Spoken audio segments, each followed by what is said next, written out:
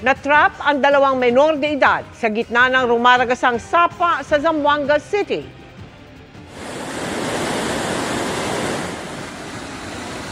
Nakatuntong sa malaking bato ang dalawang binatilyo ng datnan ng mga residente at otoridad.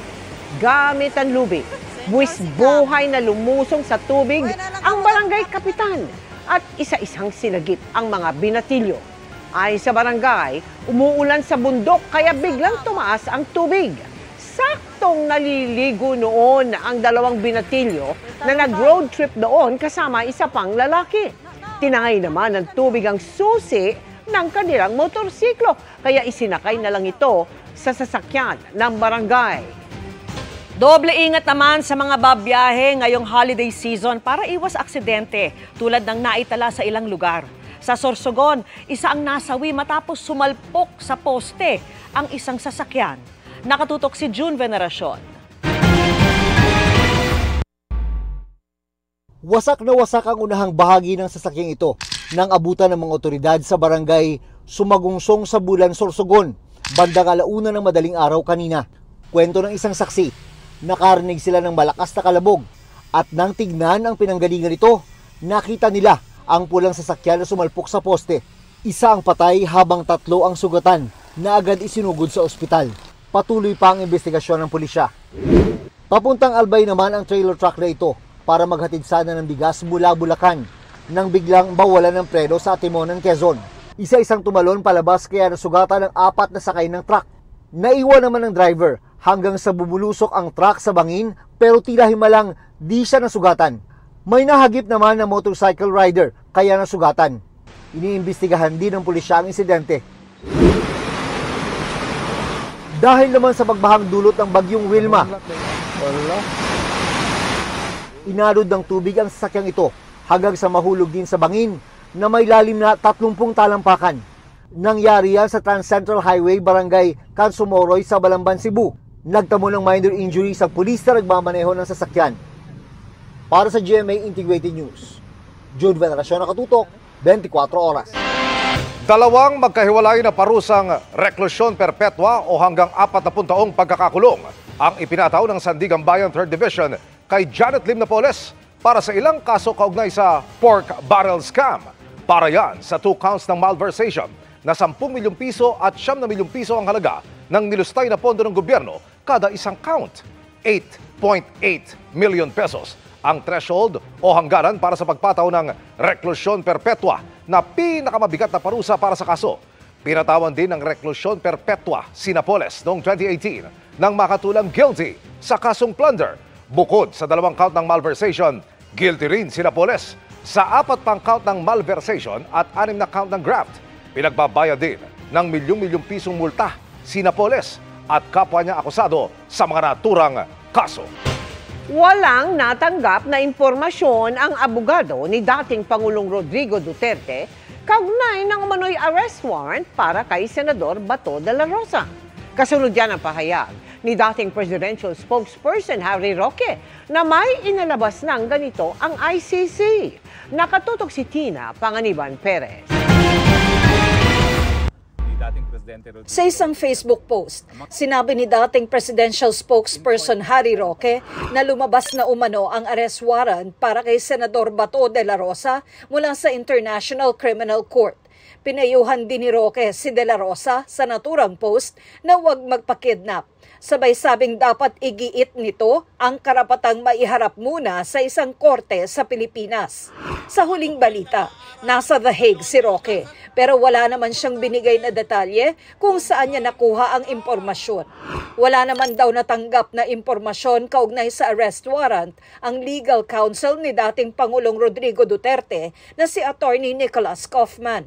Aniya, labag sa prosecutorial logic ang paghiling sa karagdagang ICC arrest warrants bago maresolba ang mga inapela nilang issue sa kaso ni dating Pangulong Rodrigo Duterte. Si Ombudsman Jesus Crispin Remulla ang unang nagsabing meron ng arrest warrant laban kay De La Rosa.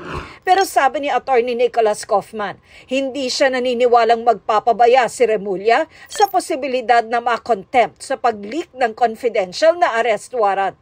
Punto niya, walang ganoong panganib sa pagkakalat ng fake news. Nang tanungin naman si ICC accredited lawyer attorney Gilbert Andres tungkol sa issue, sinabi nitong kung maglabas man ng arrest warrant ang International Criminal Court kay De La Rosa, hindi ito isa sa publiko. Hindi rin nila kino-confirm, ano? Alam naman natin, sabi ng spokesperson ng ICC na I don't have any info on that. At knowing ICC, they're very secretive, they're very careful about such sensitive issue. Kaya wala din silang publicly confirmed information on this. Sa tingin niya, mas magiging maingat pa ang ICC ngayon matapos ang magulong pag-aresto kay dating Pangulong Duterte noong Marso. Definitely, kasi napaka-sensitive ng ICC sa mga any potential repercussions. Kaya sa tingin ko po, mas magiging careful po sila. Lalong-lalo na kung may alleged ICC arrest warrant against kay Senator Bato de la Rosa. Hinihinga namin ang pahayag si Ombudsman Remulla. Pero para kay dating Senator Antonio Trillanes IV, nakabilang sa mga naghain ng reklamo sa ICC laban kay Duterte, I am not in a position to confirm or deny yung existence ng warrant na yan. Ang masasabi lang natin, we will have to give the benefit of the doubt kay Ombudsman Boying Remulla kasi he won't have any reason to make up stories. Para sa GMA Integrated News, Tina Panganiban Perez, nakatutok, 24 oras. Mga kapuso, kahit isa na lamang low pressure area ang dating bagyong Wilma, ramdam pa rin ang epekto nito sa ilang bahagi ng bansa. Huling namataan ng LPA sa layong 200 kilometers east-southeast ng Puerto Princesa City sa Palawan. Ayon sa Pag-asa, posibleng mag-dissipate o malusaw rin ito sa mga susunod na araw o oras. Pero bukod sa LPA, patuloy ring makaka-apekto sa bansa ang amihan, shear line at easterlies. Base sa datos ng Metro Weather, umaga bukas maulan na agad sa malaking bahagi ng Northern at Central Luzon, lalo na sa Cagayan, Isabela, Quirino at Aurora. May kalat-kalat na ulan din sa Mindoro Provinces at Palawan. Magpapatuloy yan sa hapon at may mga pag-ulan na rin sa malaking bahagi ng Mindanao. May chance rin ng ulan sa ilang bahagi ng Metro Manila bukas. Pinailawan na rin ang higanteng Christmas tree sa Marikina City. Ma-enjoy yan habang nagpo-food trip sa mga kainang binuksan na rin doon. At nakatutok live si Chino Gaston. Chino! Vicky, opisyal na ring winelcome ng lungsod ng Marikina ang panahon ng Kapaskuhan sa pagpapailaw ng higanteng Christmas tree sa tapat mismo ng kanilang munisipyo.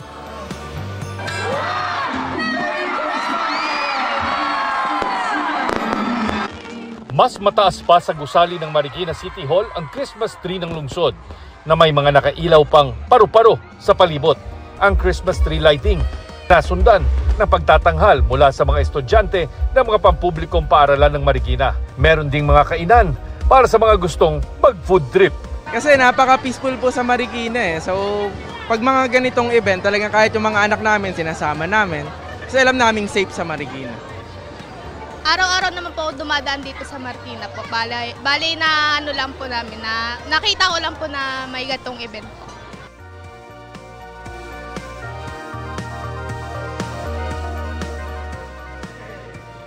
At Vicky, kasama doon sa audience sa ginawang pagtatanghal itong mga kinatawan ng Homeowners Association ng lungsod ng Marikina at maging ang mga opisyal ng LGU. Vicky.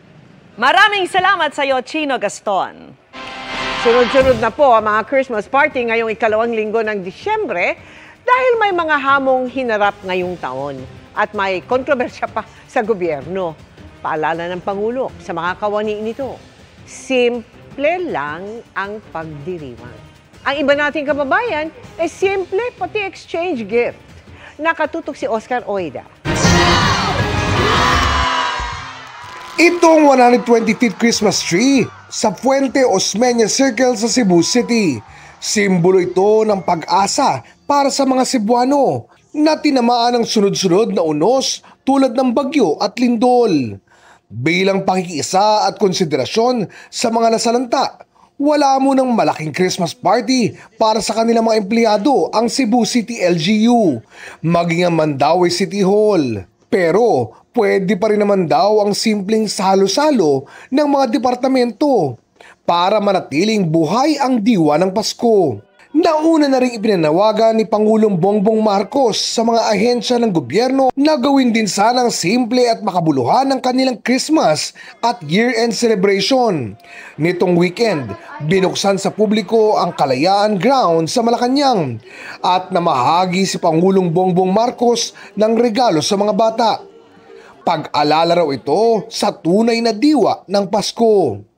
Kahit na mabigat ang hinaharap natin, kahit papano, meron tayong isang counting panahon, lalo na pag Pasko, na kailangan naman natin maalala ang mga binayaya natin. The biggest treasure that we have here in the Philippines are these, our children, the future of our country.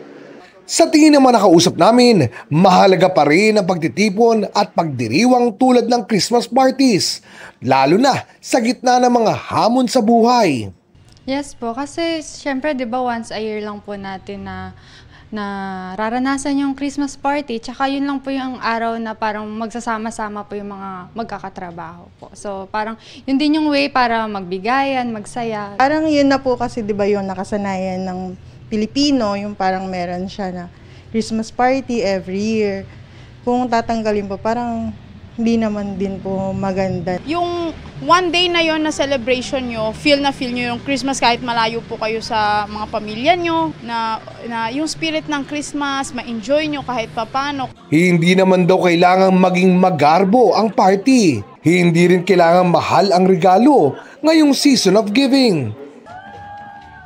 Isa nga sa mga nauuso ngayon ang small gift exchange. Ang siste, bawat tao sa grupo magdadala ng small items para sa lahat ng kasama. Kwento ng grupo ni Hughes Cooper CJ Yap, mas na-excite daw sila dito kesa sa traditional na exchange gift. Maganda rin daw na nakakuha sila ng hindi lang isang regalo na magagamit daw nila sa pang-araw-araw.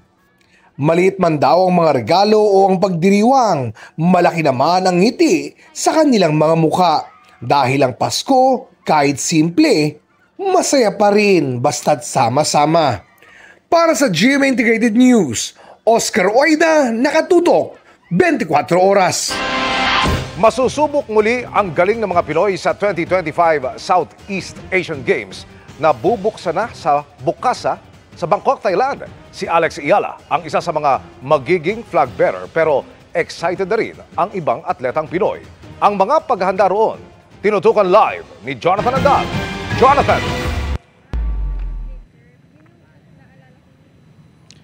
Emil, Sawadee Krap mula rito sa Bangkok. Andito ako ngayon sa Rajamangala National Stadium. Dito po gaganapin bukas yung opening ceremony at yung parada ng mga atletang kalahok sa 2025 SEA Games.